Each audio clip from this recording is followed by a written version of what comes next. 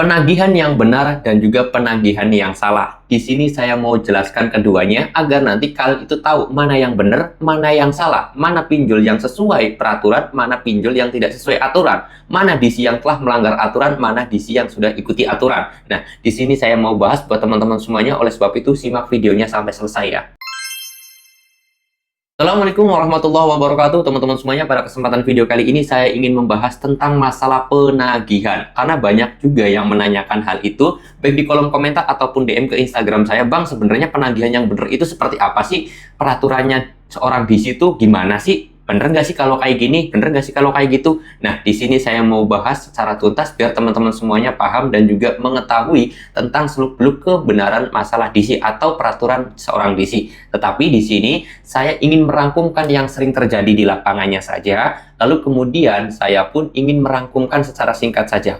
Karena kalau misalkan saya jabarin semua undang-undangnya, ya 3 jam belum selesai. Tetapi dari beberapa undang-undang yang saya baca, saya simpulkan menjadi video yang singkat aja, teman-teman ya. Oke, dan di sini saya akan bagi ke dalam 2 kategori. Yang pertama dari masalah penagihan secara online, yaitu melalui media sosial seperti WA, terus kemudian SMS, ataupun telepon, ataupun email. Lalu kemudian yang kedua adalah penagihan secara offline. Karena ada juga pinjol itu yang mempunyai field collection atau FC atau DC lapangan, terserah kalian mau manggilnya apa, tetapi penagihan secara offline-nya juga saya akan bocorkan kepada teman-teman semuanya. Oke, yang pertama dulu, masalah penagihan online. Nah, penagihan online itu harus berdasarkan peraturan juga, ada aturannya.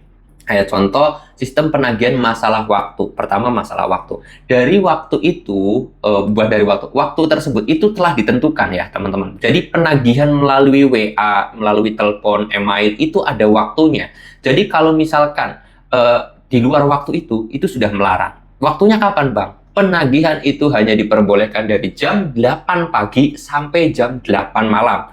Jadi, kalau misalkan kalian itu ditagih pinjol VA atau di WA oleh pinjol tersebut jam 7 pagi, itu artinya penagihan tersebut salah ya. Penagihan yang benar itu dari jam 8 pagi sampai jam 8 malam. Kalau kalian di chat jam 9 misalkan, nah itu berarti benar.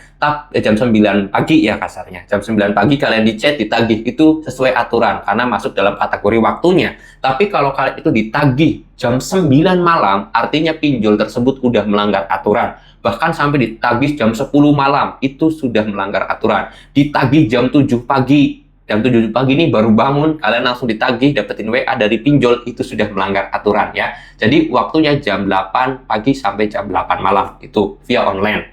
Pertama. Lalu kemudian yang kedua adalah tidak boleh ada unsur sara, mengintimidasi, ya, ini catat nih, sara, mengintimidasi, merendahkan, mencaci maki, menakut-nakuti, meneror, mengancam, dan lain-lain sebagainya yang merugikan nasabah. Itu dilarang dalam isi chatnya ataupun isi teleponnya, teman-teman. Jadi kalau kalian dapetin chat nih, ada isinya ancaman, teroran, intimidasi, menakut-nakutin, itu udah melanggar aturan, teman-teman ya. Kan kadang sering banget, dan ini yang menjadi problemnya sebenarnya. Banyak sekali aturan yang dilanggar oleh isi pinjol ini, yaitu banyak yang mengancam, mengintimidasi, saya akan laporkan kamu ke polisi. Itu kan menakut-nakutin, dan itu sudah melanggar, teman-teman ya. Saya akan bunuh keluarga kamu, saya akan teror keluarga kamu. Itu sudah menakut-nakutin, itu mengintimidasi, atau mungkin merendahkan. Kayak misalkan contoh, saya orang Jawa. Dasar orang Jawa goblok, nggak mau bayar utang, lu item lah, dan yang sebagainya. Itu adalah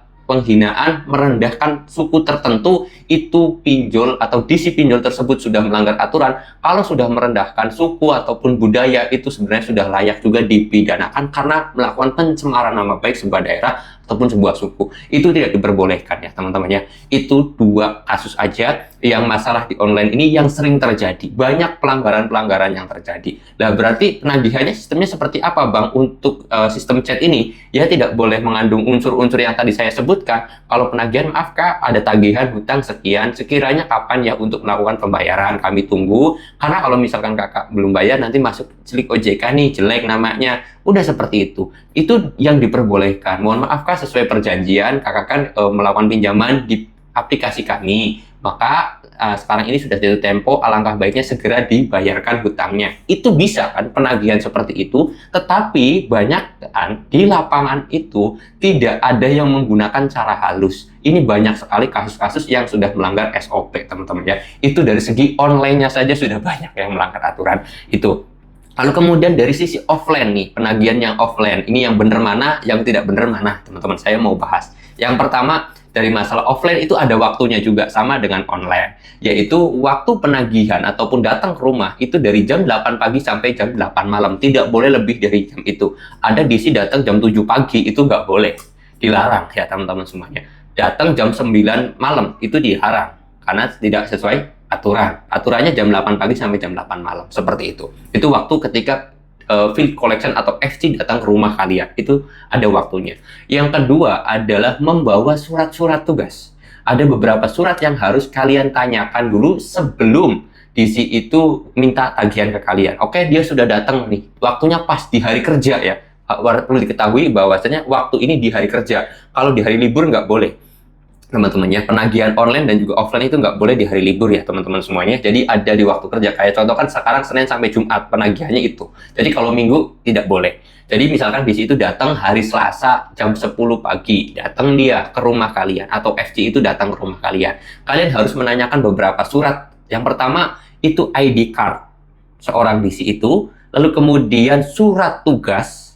Yang ketiga adalah sertifikasi penagihan. Terus yang keempat adalah KTP dari DC itu untuk pencocokan ID card-nya dan juga surat sertifikasinya itu benar apa enggak. Kalau misalkan DC tersebut itu tidak membawa 3 surat yang tadi saya sebutkan, yaitu ID card, surat tugas, dan juga sertifikasi penagihan, maka kalian nggak usah ladenin, nggak usah ditangkepin, kalian masuk rumah aja, tutup pintunya, kunci pintunya, karena itu sudah tidak sesuai aturan. Semuanya tiga-tiganya harus dibawa ya. Nggak boleh ID card-nya aja, nggak boleh surat tugasnya aja. Tiga-tiganya harus komplit. Cuman bawa 2, nggak usah diladenin. Harus bawa 3. Nah, ID card, surat tugas itu biasanya isinya adalah nama kalian, tertuju kepada kalian, alamatnya kalian, terus kemudian juga tagihannya itu kalian. Utangnya berapa, di situ tertulis. Itu di surat tugas namanya. Surat tugas penagihan ke kalian atau ke nasabah. Terspesifikasi 1 nasabah aja. Itu di surat tugasnya. Ada semuanya itu. Lalu kemudian setelah surat-surat itu ada, yang ketiga adalah masalah tata krama. Tata krama ataupun etika seorang field collection ataupun DC lapangan itu juga harus punya etika dalam melakukan penagihan. Nggak boleh yang namanya gedor-gedor pintunya pakai kaki, itu nggak boleh. Ramah tamah mengucapkan salam itu menjadi sebuah kewajiban bagi FC ataupun field collection yang datang ke rumah kalian, itu harus penuh dengan ramah tamah. Jadi gedor-gedor pintu ya wajar kalau seorang tamu aja ketok-ketok pintu. Kalau ketok pintunya pakai kaki sudah melanggar etika sekali itu ya. Terus kemudian mengancam, mentakut-takuti, bahkan kalau bisa apalagi sampai melakukan kekerasan di rumah kalian, mengambil barang kalian, itu tidak diperbolehkan teman-teman ya. Itu hal yang dilarang. Etikanya harus dimainkan, dan tidak boleh yang keempat ini adalah mengambil barang kalian sebagai bahan jaminan. Itu tidak ada, namanya juga pinjaman. KTA itu, pinjaman itu maksudnya KTA ya, kredit tanpa agunan. Jadi nggak boleh kalau kalian lagi galbay itu barang kalian diambil. Misalkan hutang kalian masih sampai 10 juta, di rumah kalian ada motor Beat, ya udah motor Beatnya dibawa aja sebagai jaminan. Itu tidak bisa. Bahkan yang lebih rendah dari itu, utang kalian 10 juta tagihannya, saya bawa TV kamu yang harganya cuma 1 juta, itu pun nggak boleh. Bahkan sepatu yang harganya 100.000 pun DC tidak boleh mengambil barang kalian, satu pun itu teman-teman ya. Itu karena pinjaman online tidak ada agunan yang harus kita berikan atau kita sertakan dalam melakukan pinjaman online. Oke, mudah-mudahan itu bisa menjadi gambaran buat teman-teman semuanya. Sebenarnya masih banyak sekali dan masih sangat panjang sekali kalau kita kumpas secara detail. Tetapi saya hanya ingin menyimpulkan atau merangkumkan dari banyaknya peraturan ini menjadi video yang sangat singkat aja, kurang lebih 5 menit, ya sangat singkat ini ya.